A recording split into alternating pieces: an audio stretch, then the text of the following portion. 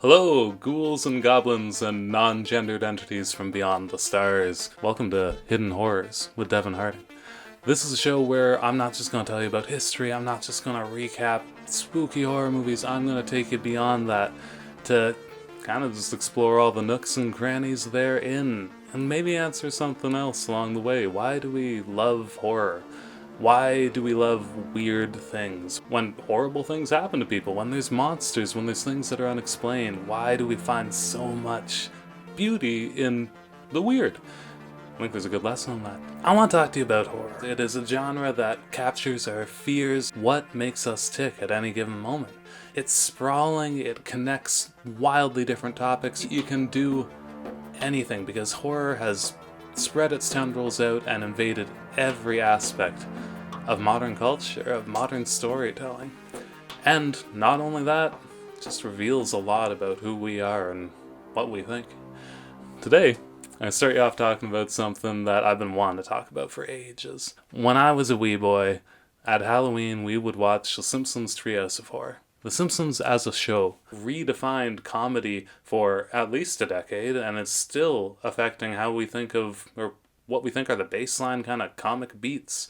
I mean, The Simpsons has gone down in quality so much, and there has been so much discourse around it. Characters like Apu getting like a kind of much needed cultural reassessment. But back in the day, it used to be amazing. The Simpsons changed comedy. Mostly for better, maybe also some ways for worse. It dominated what comedy was going to be for a long time. And it was a huge cultural phenomenon. Go and talk to someone who was alive when The Simpsons was at its peak in like season 3 and 4, when everyone was wearing like a knockoff Bart shirt where he's smoking a joint. Everyone was watching The Simpsons, and it got so much pushback. Like, George W. Bush, the first one, denounced The Simpsons in a speech to the nation. He said, "We want American families to be less like The Simpsons and more like the Waltons." Who are the Waltons? No one remembers. But, I see you smile, but The Simpsons was kinda counterculture. I mean, Fox wasn't a big network. It was the thing that broke the weird stranglehold of the modern sitcom family where everything's nice and wholesome and everyone's happy at the end of the half hour. It was grounded. It was down to earth. It had heart. You had episodes about people facing mortality. You had episodes where people were selling their souls and dealing with the consequences. And the episode that most proved that, the episode that most got people to be on board, the episode that really, I think, pushed The Simpsons into being such a big cultural phenomenon. It's the very first Treehouse of Horror. What's going on with you? You're like sinking closer to the camera. I'm trying to be close to the mic. So, why did this episode make weird intelligentsia cultural critics who were kind of too snooty for their own good? Why did they accept it? It's because this is not that funny of an episode. Treehouse of Horror, the first one, it's mostly just really well done spooky horror. And not only that, but it takes you through so much of horror's history. The episode starts, Marge shows up on a big stage. It's actually a parody of Frankenstein. She accuses children of worshipping ghosts, a detail that I love to this day. She says there's violent television. She actually says this show is violent. And she says she washes her hands of the whole thing, then asks people to send their kids to bed because it's too violent, rather than to send them letters the next day. Let me tell you, The Simpsons was getting a lot of letters. The wild thing is, this original thing, the version from Frankenstein, it says something really cool. When you were in a movie theater, you were having this insane experience. You were moving from the world of, oh no! What's happening? Oh, I forgot a word. Which word? Early variety theater. What's that term? Vaudeville. Back in the 1930s, when audiences were going to Frankenstein, which, by the way, we cannot underestimate how scary Frankenstein was at the time, they were fresh from burlesque. Vaudeville. Vaudeville was what kind of theaters were doing for a long time. It was variety acts, it was comedy, it was dancing and singing, it was all kinds of things. And audiences didn't necessarily know what to expect from a horror movie. It was also a time of gimmicks, a time where you really wanted people to be scared, and I will talk more about horror movie gimmicks later on. I'll tell you about the time that a movie was sold on the pretense that a plastic skeleton would run at you halfway through the show. But Frankenstein was mostly seen by audiences who probably hadn't been in the theater for a horror movie, or if so, had very rarely been in. And what they did was they started the movie not with anything having to do with Frankenstein. They started it with just a man on a stage. And he came out and he warned you that the events that you were going to see were too ghoulish. He warned you that you might pass out, you might be so scared that you might even die.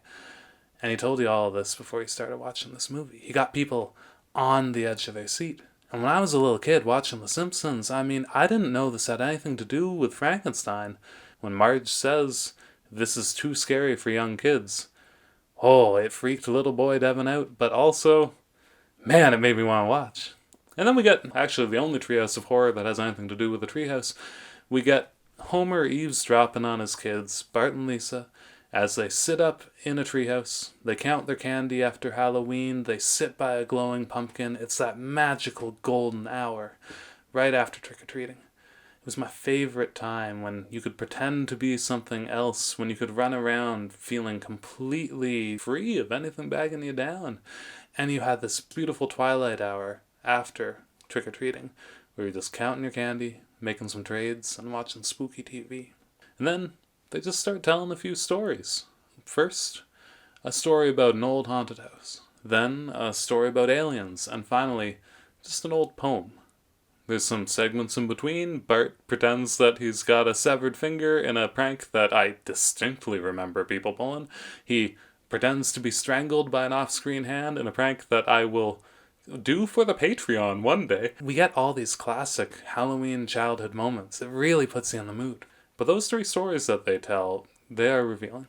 The first story is Bad Dream House. Homer and the family, the Simpsons. They move into this new house, and they got a good deal on it. It's that classic setup. Why is this house empty? Why did we get a good deal? Well, we're going to ignore what's going on so that we can enjoy it, so that we can live here peacefully. And pretty soon, things kind of go nuts. These are very short stories. It kind of goes from zero to bleeding walls very quickly. But we get classic haunted house stuff, a vortex to another world, chairs floating and rearranging. All of these things are mostly from Poltergeist and the Amityville Horror. Poltergeist, of course, it's a hugely influential 80s horror movie. Girl gets sucked inside a TV, shenanigans happens, a guy's face melts off. Standard thing. Amityville Horror was purportedly based off a true story of Ed and Lorraine Warren, the people who the Conjuring movies are about, who found Annabelle the killer doll, who are also massive grifters and kind of bad people. I'll talk about them one day. Those are both big movies of the late 70s and the 80s. But haunted house stories go back well beyond that. They go back right to the starts of horror, when you would have haunted castles, when you would have gothic fiction slowly turning from like a evil foreigner attacking a lady to some kind of supernatural presence. The Fall of the House of Usher, classic stories about an evil ethereal moor out in Scotland or something. So after horror kind of comes from far away gothic castles to nearby gothic mansions, we get people like Shirley Jackson writing The Haunting of Hill House. We get earlier stuff like The Turning of the Screw. We get all these classic haunted house stories that have brought the horror from being somewhere else to being somewhere that you might encounter with your family. When the Amityville Horror and when Poltergeist come out, their move isn't taking the haunted house from off in the middle of a field somewhere to the suburbs. It's taking it kind of from your family background to the suburbs. And it's saying, no, you don't need to travel to get in trouble. Trouble can come find you. We also get the classic myth of why did this happen? Why is this house haunted? It's because the house is built on an indigenous burial ground. That is a classic trope. It is people of the 70s who are discovering that people were treated very, very badly and are compensating for it by writing these stories that are analogs of grief. They are literally building the suburban dream on graveyards and seeing that fall down. Like, the metaphor is not very subtle. No.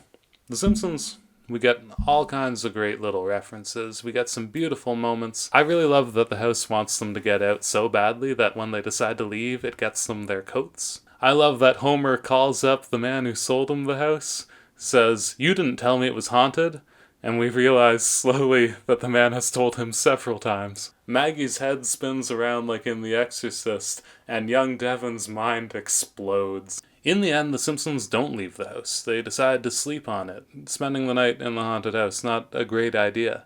And we get the house taunting them, drawing everyone in the family, including the baby, who has the longest and sharpest knife from my memory, to kill each other, to walk around with knives. Marge is seen holding a knife too, only she ain't possessed, and she walks in seeing all of her family about to kill each other and says, "Stop it. We've had our problems in this family, but we've never had a knife fight." There are like 10 jokes in this segment, but they're all pretty great. The fabulous thing is that this episode doesn't end with them defeating the house. It doesn't end with anything other than a pretty human resolution. The Simpsons say, "No, we're not going to leave. You can live with us or not," and the haunted house has to contemplate, do I want to live with them? This slobbering kind of middle-class working family, the family that was not accepted by the Bushes, the family that was destroying American civility, and the house decides to blow itself up instead. Haunted castles, haunted houses, haunted spaces, they've been a part of horror for as long as people have been writing spoopy things. These places reflect something about our brains. They're our most private spaces. If you want to get good and scared, if you want to find a great horror movie, watch one that's set in the home.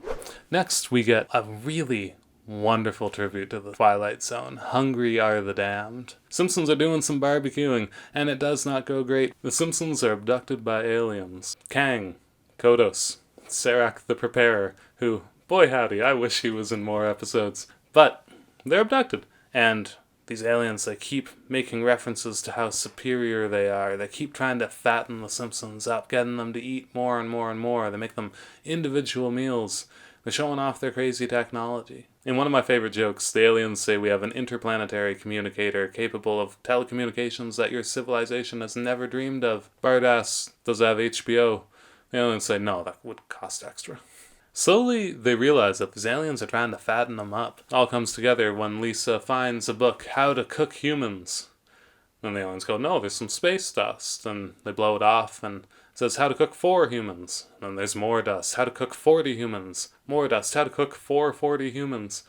In my favorite deleted joke, there was going to be even more dust that said, "How to cook for 40 humans and then also eat them." And Lisa kind of betrayed their trust once again in this episode. The aliens aren't necessarily evil. Like, that bad dream house wasn't necessarily that unagreeable. The aliens just leave them. The episode ends not with them getting eaten. It ends with the aliens saying, "Well, you could have had unlimited happiness and ecstasy greater than you've ever experienced. But no, you were too jealous." Just like the haunted house segment, it's a weirdly great adaptation of what a haunted house is. It's not just a spooky, evil thing. It's something with intention and purpose and history. I mean, albeit very much a white guy writing in the 70s intention, but it's there. There's this really delightful melancholy about it. And when the Simpsons are left behind by these aliens, it's not a joke. It's just that people are too suspicious to be friends with anyone from any more enlightened civilization. And all of this comes back to the Twilight Zone. My favorite TV show. If I could go back and write about anything, I'd write about Rod Serling. See, Rod Serling was this incredible guy. He joined the army as a young man. He was awarded the Purple Heart among like a million other medals. He lived this incredible and courageous experience, and when he got out, he was burnt out. He didn't like war. He didn't like the political conservatism of the time. He didn't like the racism of the time. He didn't like inequity and inequality of different people. And he decided to write. He got it out by writing. And Rod Serling founded the most influential sci-fi and horror show ever, The Twilight Zone. They would take stories from all these young writers like Richard Matheson, who, by the way, funniest sci-fi horror writer ever, came up with basically like every trope that we're going to talk about, every trope that you know from horror movies and horror stories. These writers were writing the foundational sci-fi stories. They defined what kind of UFO was in the cultural mindset. They came up with things like Take Us to Your Leader, coming up with what aliens wanted from us. They came up with aliens hiding amongst us, among a million other wonderful ideas. His story, I Am Legend, it's been adapted to screen at least 3 times, all of them huge hits. None of them great, but they're there. These stories gave us a foundational idea of what alien life is like. It kind of defined how we think of people. And they were all coming out the late 40s and the 50s, early 60s, right when the Twilight Zone was there. And Rod Serling, he wrote 96 episodes of the Twilight Zone. There were 150 something. But he also hired these writers to not just use their stories, but to convert them for the screen. My favorite thing about the Twilight Zone is episodes are either, hey, here's what's wrong with humanity, here's why we find prejudice and hate, here's what's wrong with groupthink and mob mentality, or they're an episode finding a real nerdlinger and getting them laid. They are kind of rapidly oscillating between humor and horror, and when you look back, it's kind of hard to tell which is which. Aliens could be these massive 12-foot tall creatures that looked vaguely humanoid with massive foreheads, likened to serve man, the story that this Simpson segment is based off of. They could also be a twin-headed robot with tank treads that just kind of zooms in, invisible to people, in maybe the funniest shot of TV I've ever seen. And these stories really affected people. Stories like The Monsters Are Due on Maple Street defined the Cold War era. They defined how people thought of politics. They defined a lot of liberal thought at the time. And here we have a straightforward adaptation. There's, again, not that many jokes.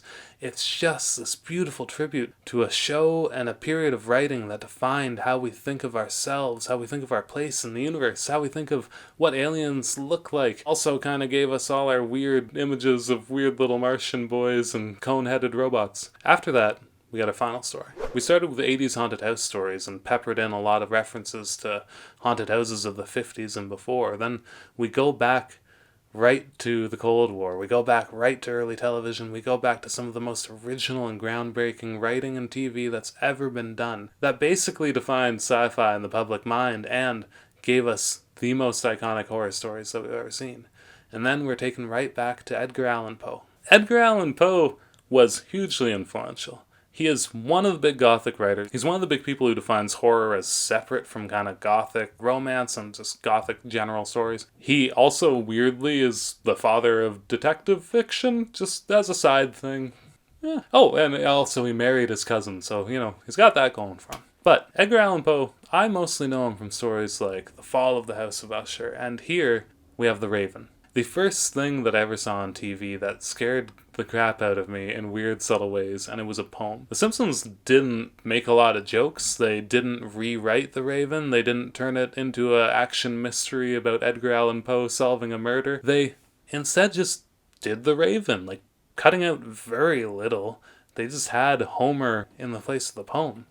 And the poem is incredible. It is a beautiful and melancholy story of a man falling into insanity, mourning his lost love. And here the Simpsons have transcribed it straightforward. If you're ever home alone on a nice rainy night, if you ever just want to really get a kick out of yourself, try and read The Raven out loud. It's so energetic, it's so bombastic, it's so forward-moving, it is modern and it is entertaining. And it is where a lot of modern horror is rooted. I feel like I say that a lot, but hey, what can you do? It is beautifully fun to say. Once upon a midnight dreary, as I pondered weak and weary upon many a curious volume of forgotten lore, while I nodded... We got a bloops. While I nodded nearly napping, suddenly the same came... 'Tis some... Can you just hold it out and read it? Once upon a midnight dreary, as I pondered weak and weary over many a quaint and curious volume of forgotten lore, while I nodded, nearly napping, suddenly I heard a tapping as of someone gently rapping at my chamber door. "'Tis some visitor," I muttered, rapping at my chamber door. Only this, and nothing more. It's just fun. It is so flowing. It is so fun to say. And I love Homer being like, "Get thy beak from out my heart." It is just an energetic, well-performed version of the poem. And it scares the crap right out of my pants. We'll use the pants one. It is just beautifully performed, and it is horrifying when you really think about it. This raven driving this man to madness as he mourns his lost love. This story set a foundation for what horror could be. It said horror isn't just folklore people have overheard. It's not just stories of witches and werewolves that came from across the land. And we're going to get into those. Horror could be beautiful and melancholic. It could be gothic. It could be romantic. It could have flow and passion. It could be still fun just to say, to feel on your lips today. I was like Homer in this episode. He hears this and the kids, they're fine. They're used to it. Lisa says, well, people were easier to scare back then. Bart says, oh yeah, like Friday the 13th Part 1. It's pretty tame by today's standards. By the way, it is. I don't want to talk about that. It's gonna be good. But Homer's sitting there kinda terrified, kinda petrified. And he goes to bed, he's reassured by Marge that these are just children's stories, and he hides under the covers, seeing a raven out his window. See, horror, wherever you get in, if it's the original thing, if you like the books, if you like the movies, if you like seeing it in tertiary form on The Simpsons, it's beautiful. It raises questions. It's almost always full of references. It's full of loose threads that you can pull on to find something new and scarier and older than you've ever realized. It's the things that scared us when we were living much more vulnerable lives. To murders and monsters that kinda maybe did exist in a little bit of ways. On Hidden Horrors, we're going to talk about that. We're going to draw things from, I don't know, Conjuring Part 4, just a real-life murder this time, right back to early storytelling, to when werewolves were based off of wild wolves that really could kill hundreds of people in the middle of France, when witches really were providing medicine to other women in the village and were very much attacked for it, to the real cultural things that make horror not just some modern sleazy throwaway thing, but make it one of the most egalitarian, beautiful, and haunting genres and forms of art that's ever appeared. We have always been drawn to the horrible. We've been drawn to weirdness. We always celebrate death.